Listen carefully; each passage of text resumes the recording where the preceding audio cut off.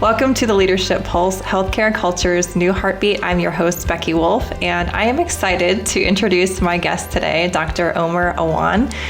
He is the Professor of Radiology at the University of Maryland School of Medicine, where he serves as the Associate Vice Chair of Education in the Department of Radiology. He is also a public health contributor for Forbes.com and publishes weekly timely articles on healthcare. He has a YouTube channel entitled MedEdPage that highlights videos on public health and medical education, seeking to simplify complex topics. His career goals have been to provide innovative teaching tools for learners and the public in a way that resonates with learning. Dr. Awan, welcome to the podcast.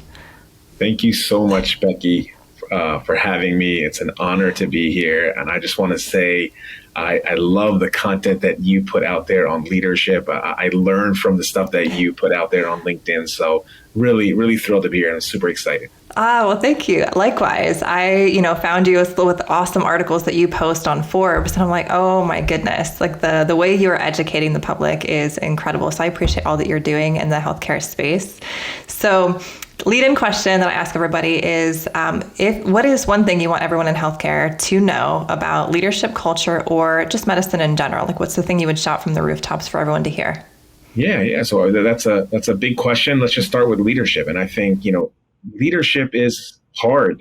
It's not easy. And, there are some natural leaders out there, definitely there are. And there are people that can kind of just lead on the fly. But for the majority of us, it takes work.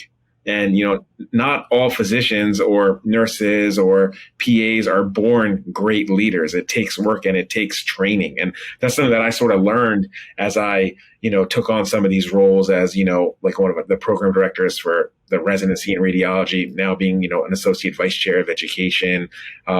It takes a lot of skill. And it's funny because I just enrolled in this University of Maryland, Baltimore faculty leadership forum. It's like a year-long course, and it just trains us on how to be good leaders. And I'm amazed at how much I don't know. Even though I'm in a leadership position, like I'm just constantly learning about things in leadership that I didn't even consider. So, things like, having an executive presence, how to lead through the lens of DEI, diversity, equity, inclusion, how to interact with the media, all these topics, that we don't know and we don't learn formally in college or medical school.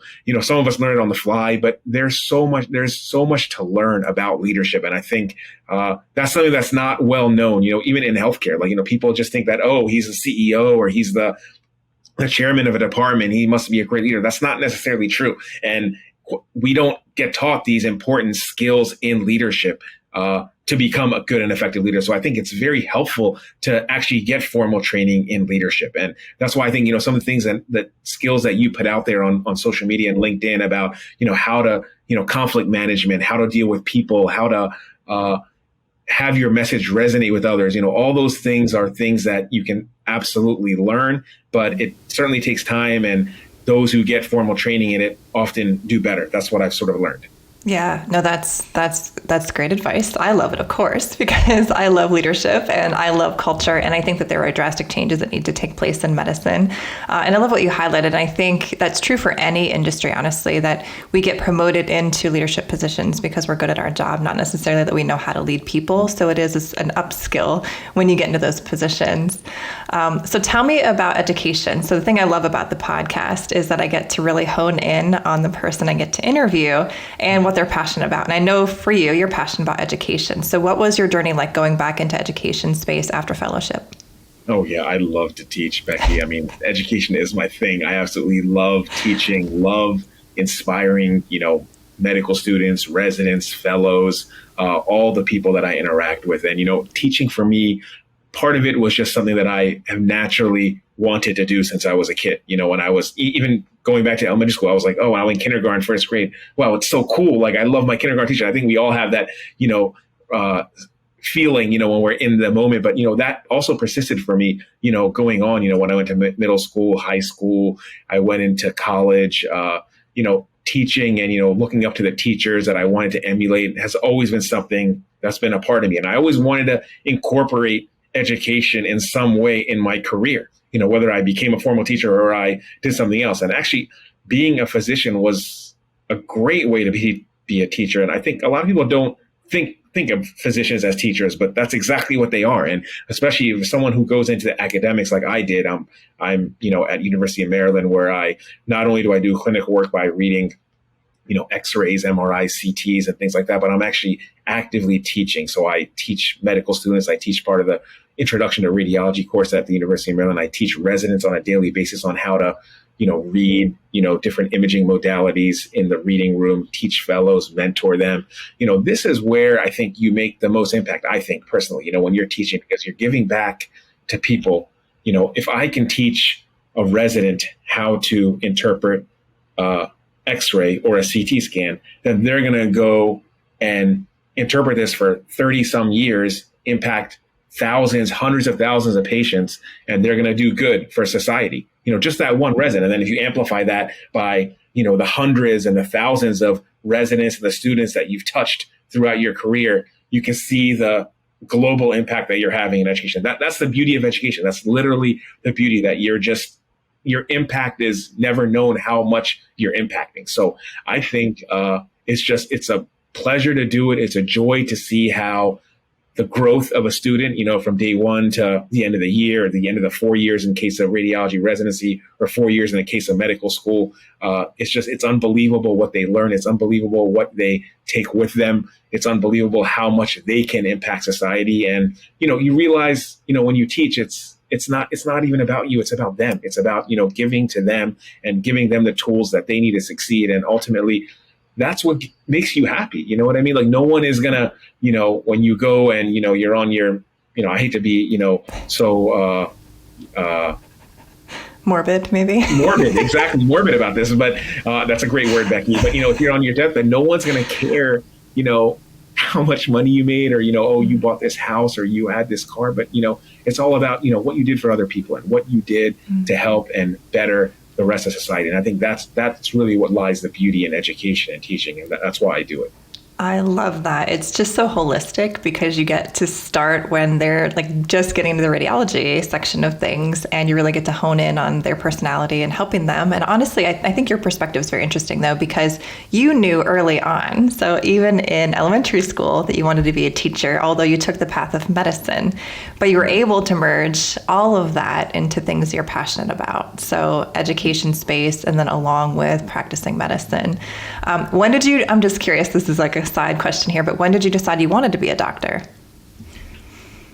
I kind of also knew, so my father is a doctor. So my father's a physician. I saw him growing up, I saw he was a pulmonologist. He still practices to this day. I saw the impact that he had. I saw, the level of love and, respect that a lot of his patients had for him. Even when we'd go to outings, if I would, if I was at Sunday school, there'd be random people coming up to my father and asking him for questions or asking for advice. And I was like, wow, he must be a cool person, or someone that people trust, because people are always asking him these questions. And, it resonates with you at times. Even as a kid, you look at that and you're like, wow, okay, this is someone that's actually making a difference. They're doing something positive for society. So I think, just seeing that and having that role model in front of me on a daily basis, I think really did shape me and really did impact me in wanting to pursue medicine, at a really early age. I don't know definitely exactly when I wanted to become a doctor, but, I think I had determined early on, probably in college, that, maybe this is something that I want to pursue. So, which is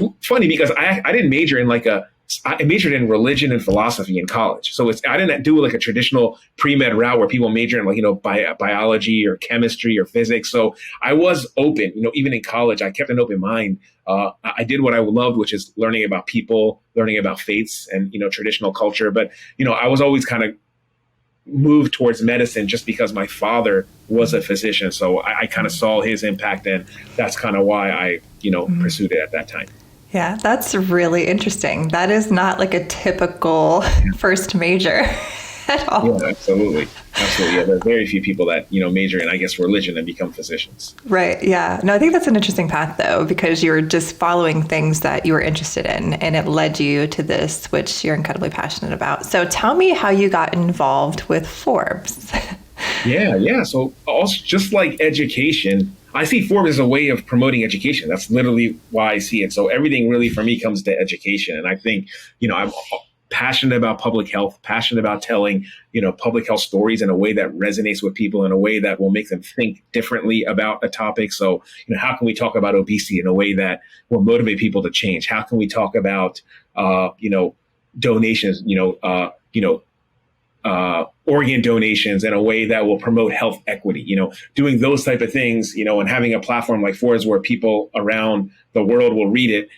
This is just a way to promote global education. That's really why I do that. And, I got lucky, to be honest with you. I mean, if you ask me like how I got my spot on Forbes, it's nothing that I planned or anything. During the pandemic, I was writing, freelance articles, op-eds like on COVID for, some of the magazines like the Baltimore Sun, which is like a major news outlet for the city of Baltimore, the Baltimore Banner. I started writing about, some criminal justice reform stuff for the Baltimore Banner. And then, people started to notice some of the things I was writing. So actually a Forbes writer or someone on the Forbes staff noticed my articles and they reached out to me and were like, hey, would you be interested in writing for Forbes? And I was like, I could do like a double thing. I was like, did I read that correctly? You know what I mean? So I was like, absolutely, I would love to do this. You know what I mean? This is like a dream of mine, because I've always wanted, I love writing too, just kind of why I majored in religion and philosophy. I've always had this humanitarian, liberal arts aspect to my education as well. I absolutely love to write. So it was a way for me just to promote education, doing that in different innovative ways. And in some ways it's through the Forbes articles.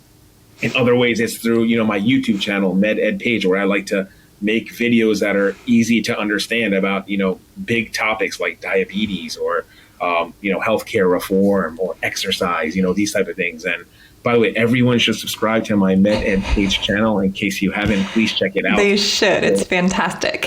Thank you, Becky. I appreciate that very much. But, I'm just trying to find innovative ways to teach the public about issues that really matter. That's awesome. Yeah, that's incredible. And I think it's needed because we need to help people understand more complex issues and just have education and sources and resources to go to. But so I want to bring this up to you. So education for physicians, where do you see it going, or what changes have you seen already incrementally being made? Yeah.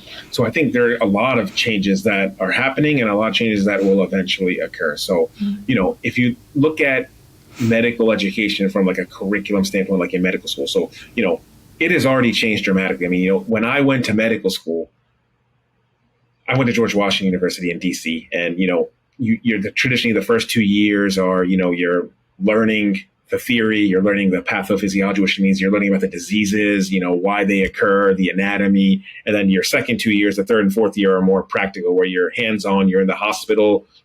You become an apprentice to many of the physicians. You go ahead and take patients under the supervision of other resident doctors and attending doctors. So, that's sort of the model. That's what the model's been for medical education. But, I think what's changed is really developing innovative methods and incorporating them in the curriculum. So a lot of medical schools are now, have a curriculum where they've changed it so it becomes more system-based, number one. So, instead of teaching all these different subjects like anatomy, physiology, pathology, pharmacology, why don't we group it into organ systems? Like, let's just take the cardiovascular system and teach everything about the cardiovascular system in a certain block. So everything about anatomy, physiology, pathology, pharmacology, as it relates to the heart.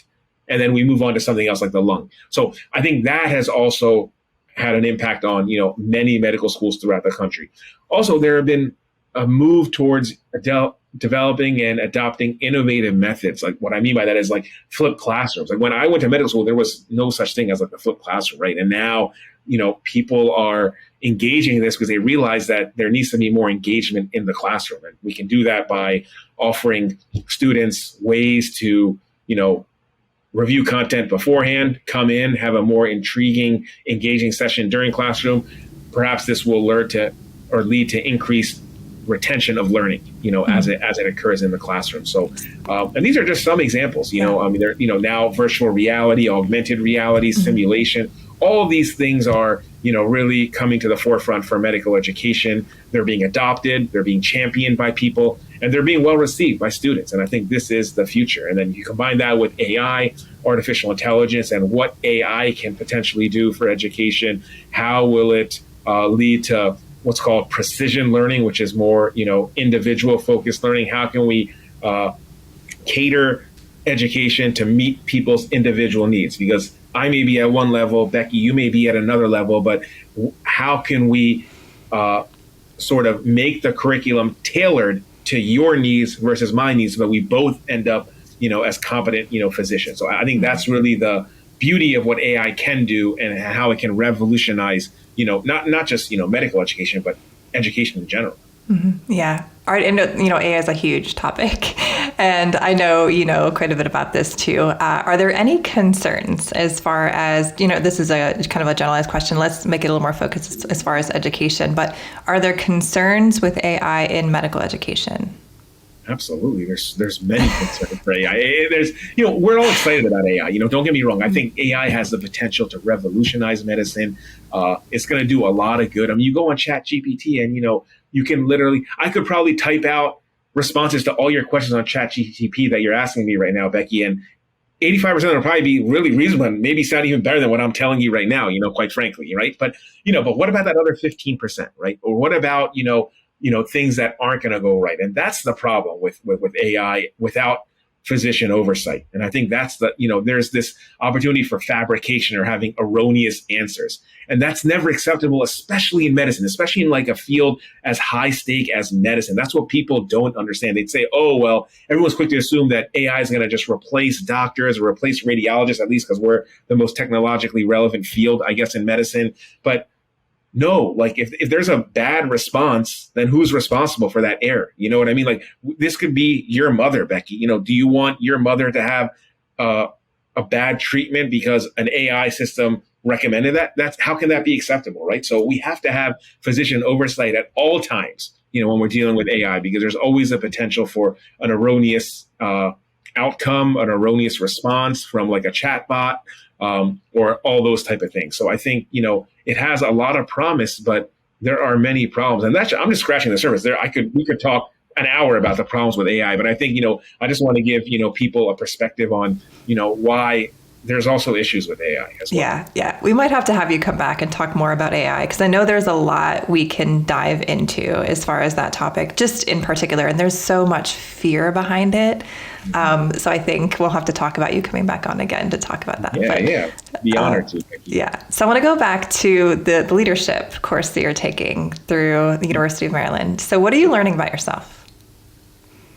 I'm learning, Becky. Like I'm just learning so much about leadership. And, I think one of the things that really resonated with me, Becky, was, we often talk about, for example, like some of us are better communicators. Other ones are better at managing others. Others are better at fulfilling tasks. And all of us often focus on our weaknesses, like, oh, what can we do better? Because this is how we get trained, right? We get trained, since we're kids, like, okay, well, what can you do better to get a better grade in school? Or what can you do better next time so you can, ace this exam? Or what can you do better so you can get promoted to your next job? So we're always like focused on, our weaknesses, improving them. But what about our strengths?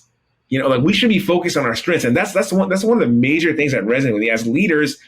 It's actually more impactful to hone in and strengthen your strengths than improve your weaknesses.